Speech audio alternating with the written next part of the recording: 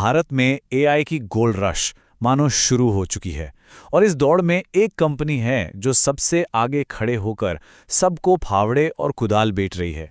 उस कंपनी का नाम है E2E नेटवर्क्स।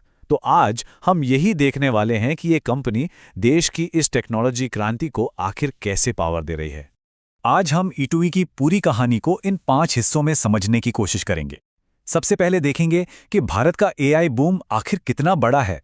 फिर मिलेंगे कंपनी से, उनके हालिया नतीजों को थोड़ा खंगालेंगे। फिर मैनेजमेंट के दिमाग में क्या चल रहा है वो जानेंगे और आखिर में उनके सबसे बड़े दाव यानी सॉवरेन एआई के भविष्य को समझेंगे। कहते हैं कि एआई की इस रेस में डेटा नया सोना है, लेकिन एक बात याद है, पुरानी गोल्ड रश में सबसे ज्यादा पैसा खदान खोदने वालों ने नहीं बल्कि उन्हें फावड़े बेचने वालों ने कमाया था। ठीक वैसे ही एआई क्रांति में असली पैसा कंप्यूटिंग पावर देने वालों के पास आ रहा है और इसी पावर की डिमांड आसमान छू रही है। तो चलिए सबसे पहले उस बहुत बड़े बाजार को समझते हैं जो E2E जैसी कंपनियों को चला रहा है। हम एक ऐसे मार्केट की बात कर रहे हैं जिसके आने वाले सालों में अरबों डॉलर का होने का अनुमान है। ये सिर्फ कोई ट्रेंड नहीं है, ये एक बहुत बड़ा बदलाव है और भारत इसके बिल्कुल सेंटर में है। तो इस पूरे धमाके के केंद्र में कौन है? चलिए मिलते हैं E2E नेटवर्क से। ये भारत के एआई इंफ्रास्ट्रक्चर के वो गुमनाम हीरो हैं जो पर्दे के पीछे से इस क्रांति को ईंधन दे रहे हैं। E2E नेटवर्क्स भारत के सबसे बड़े एआई और machine learning cloud GPU players में से एक है। अगर किसी भी बड़े भारतीय यूनिकॉर्न का नाम सुना है तो बहुत ज्यादा चांस है कि उन्होंने अपने शुरुआती दिनों में E2E नेटवर्क्स का इस्तेमाल किया हो।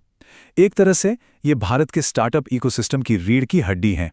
ये टाइमलाइन सिर्फ तारीखें नहीं है, ये अपने आप में एक कहानी है। 2009 में वे एक सपने के साथ सिर्फ एक स्टार्टअप थे और आज वे एक पब्लिकली लिस्टेड कंपनी है जो भारत के टेक्नोलॉजी के भविष्य को बना रही है। ये लगातार आगे बढ़ने का एक शानदार सफर है। लेकिन इतिहास तो ठीक है, इन्वेस्टर्स तो ये जानना चाहते हैं कि कंपनी आज कैसा परफॉर्म कर रही है। तो चलिए सीधे नंबर्स में उतरते हैं और देखते हैं कि तीसरी तिमाही के आंकड़े क्या कहानी बताते हैं। अरे वाह ये सिर्फ ग्रोथ नहीं है, ये तो विस्फोटक ग्रोथ है। साल दर साल 68% की बढ़ोतरी ये दिखाती है कि कंपनी एक रॉकेट पर सवार है और फिलहाल तो कोई ब्रेक लगती नहीं दिख रहा है। मार्केट को इनकी सर्विसेज की बहुत ज्यादा जरूरत है। ये स्लाइड वो सब कुछ बता देती है जो जानना जरूरी है। सिर्फ 3 महीनों के अंदर उनका मंथली रेवेन्यू रन रेट लगभग 2 गुना हो गया। मतलब उनकी कमाई की रफ्तार तेजी से बढ़ रही है और ये एक बहुत ही जबरदस्त संकेत है। 1 मिनट रुकिए, तो रेवेन्यू तो आसमान छू रहा है लेकिन कंपनी फिर भी घाटे में है। ये क्या चल रहा है? चलिए इस पहेली को सुलझाते हैं। और यहां जवाब मिल गया। ये एक क्लासिक ग्रोथ स्टोरी है। वे भविष्य में बड़ा बनने के लिए आज के छोटे मुनाफे की कुर्बानी दे रहे हैं। ये घाटा कमजोरी का नहीं बल्कि उनके बड़े इरादों का संकेत है। ये एक ऐसा स्ट्रेटेजिक मूव है जो लंबे समय में बहुत बड़ा फायदा दे सकता है। देखिए, आंकड़े कहानी का सिर्फ एक हिस्सा बताते हैं। असली में क्या हो रहा है ये समझने के लिए तो हमें मैनेजमेंट को सुनना पड़ेगा। चलिए देखते हैं कि एनालिस्ट कॉल में उन्होंने क्या राज खोले। एआई हार्डवेयर का बाजार तो हर दिन बदल रहा है, तो सवाल यह है कि E2E नेटवर्क्स इस रेस में सबसे आगे कैसे बना हुआ है। वे किस टेक्नोलॉजी पर अपना दांव लगा रहे हैं, चलिए पता करते हैं। मतलब वो सिर्फ अनुमान नहीं लगा रहे हैं कि ग्राहक क्या चाहते हैं, वो सुन रहे हैं। और अभी ग्राहक एनवीडिया की मांग कर रहे हैं तो वे वही दे रहे हैं। ये एक बहुत ही सरल लेकिन असरदार कस्टमर फर्स्ट स्ट्रैटेजी है। और वे सिर्फ बातें नहीं कर रहे, उन्होंने हाल ही में 1024 लेटेस्ट एनवीडिया GPUs खरीदे हैं। अब ये GPUs या ग्राफिक्स प्रोसेसिंग यूनिट्स वो पावरफुल प्रोसेसर हैं जो AI मॉडल को ट्रेन करने के लिए जरूरी होते हैं। सीधे शब्दों में कहें तो ये AI क्रांति के इंजन हैं और E2E के पास अब ये सबसे नए और सबसे शक्तिशाली इंजन मौजूद हैं। मैनेजमेंट अभी अपने सारे पत्ते नहीं खोल रहा है, लेकिन ये साफ है कि वो कुछ बहुत बड़ा करने की प्लानिंग कर रहे हैं और जब वे इसकी घोषणा करेंगे तो ये एक गेम चेंजर हो सकता है। इस पर नजर बनाए रखने वाली बात है। और ये सब हमें E2E नेटवर्क्स के लिए सबसे रोमांचक अवसर की ओर ले जाता है। भारत के सॉवरेन एआई भविष्य को शक्ति देने का मौका।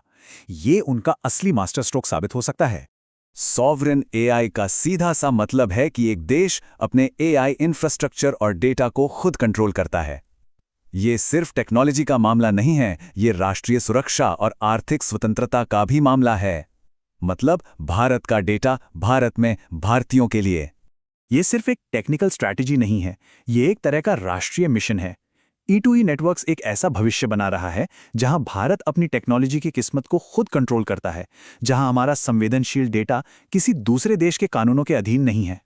तो सवाल यही उठता है कि क्या E2E नेटवर्क्स भारत का नेशनल AI क्लाउड चैंपियन बन सकता है? ये एक बड़ा सवाल है।